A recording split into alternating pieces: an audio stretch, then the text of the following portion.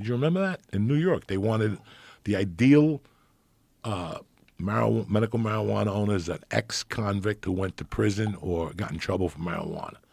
This is his second chance. Check it out. It's fucking insane. Can't get a license in New Jersey. That is kind of crazy, but they should do something for those poor fucks that went to jail for weed. Nobody should ever went to jail for weed. No. It's ridiculous. No.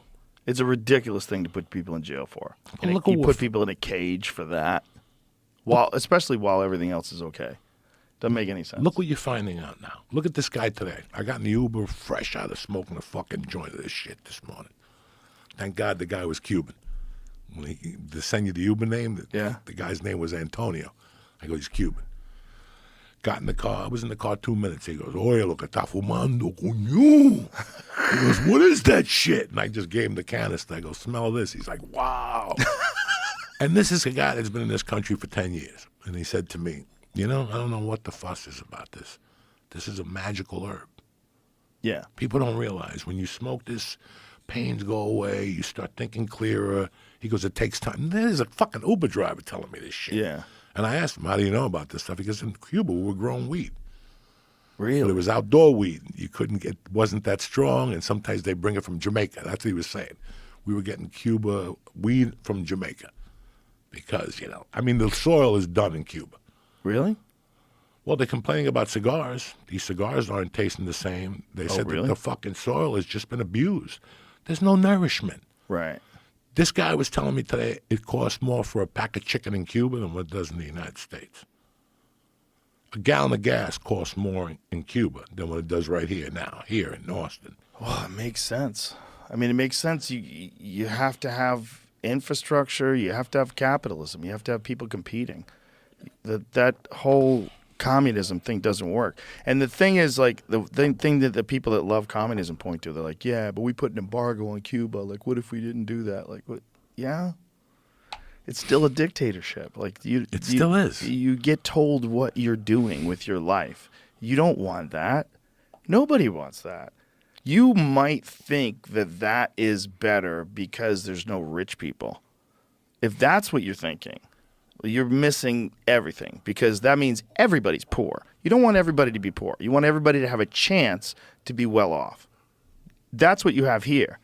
Now, some people, they get a bad roll of the dice, they get a bad hand of cards, they get a bad situation in life, they get a bad place that they live, and they're fucked. This is true, and it's not fair. It's not fair in terms of equal opportunity. It's not. But in terms of opportunity, there's no place better than right here, and there's no place better with actual capitalism. You can do great things. You can do great things not just for you, but for other people. You can do great things if people give you the freedom to do great things. But if you live in a socialist country, you don't have any of that. You don't get to decide what you do. The state gets to decide. And how do they enforce that? There's only one way. Force. Military. There's only one way to get people to follow the rules of communism and socialism, and it's always a dictatorship. It's always one group has all the money and all the power, and they tell you what the fuck you're going to do. And if you don't do it, they kill you or they lock you up in jail. And they threaten people, and they scare people, and they make people disappear so everybody stays in line. And that is what people always do whenever you get a communist country. If you ask any of these wacky kids in colleges, give me an example of socialism that works.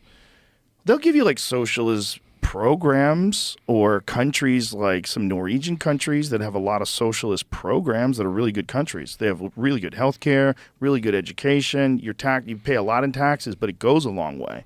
And they have a better society because of it. That's great. But they still have the freedom to do whatever the fuck they want to do. They still have the freedom to do whatever kind of occupations they want. You have the ability to make a shitload of money. You have the ability to excel. The problem is people want a quality of outcome when they don't have anything. But you're never going to have that because, first of all, it's impossible. But second of all, because you're never going to have a quality of effort. And one of the things that a competitive environment or a place like America where you have freedom is, some people put more into life. They put more into the things they do, and they get more back. They get more out of it, and they're inspiring to other people to do the same. And you see them live a rich and fulfilled life, and you're inspired to do the same. That's not happening in Cuba, bro. That is not happening. No. That's not happening in any of these communist countries. Go to North Korea. Ask me how it worked out when they made a deal to take over all the farms so that no one would ever go hungry. Let the state control everything. What a great idea. Everybody give up your farm to the state. Now you're fucked.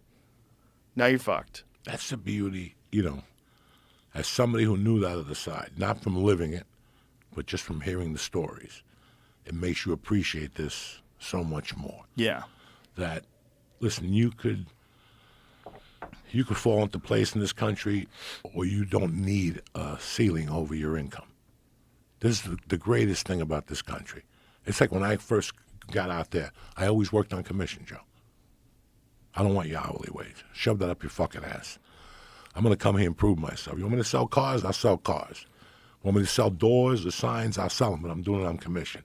I want the most that I could get for that fucking thing. Right. Most people don't. I did that at 19. I knew. For me, it was going to be commission work. Yeah, and it's a dangerous choice. It's a dangerous choice, but it's based on you. Right. Exactly. With the effort you put into it. Exactly. If you want to sell. Well, when I worked at Foot Locker, I was the #1 fucking sneaker dude at Foot Locker. And it took me a while, but I fucking went, Right.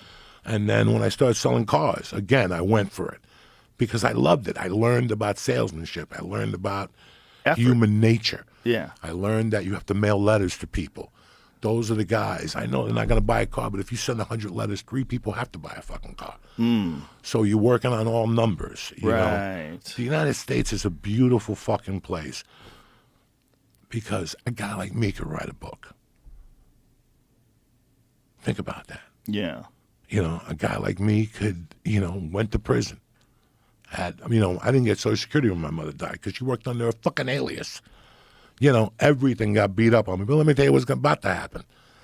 I'm going to retire when I'm 65, collect Social Security, and my daughter gets Social Security now for 3 years, which is like $1,800 a month for college or whatever the fuck, Right. I don't give a fuck. So it all came out in the wash 40 years fucking later. I didn't have the Social Security for me because my mom used the alias. But my point is, dog, you can do whatever you fucking want. You saw it, Joe. Yeah. We were talking about it today. Kids were coming down here with cars, living in their cars. And look what they're doing now. Because they believed in themselves. You gave them a fucking door, and they fucking took it. Most people are still in L.A. Well, my agent said nothing's going to happen at all. Okay. It's the same thing. Some people take chances. Some people sit there waiting for the bluebird of happiness. Yeah. That's the other option you have in this country. You can actually sit and wait for the bluebird of happiness.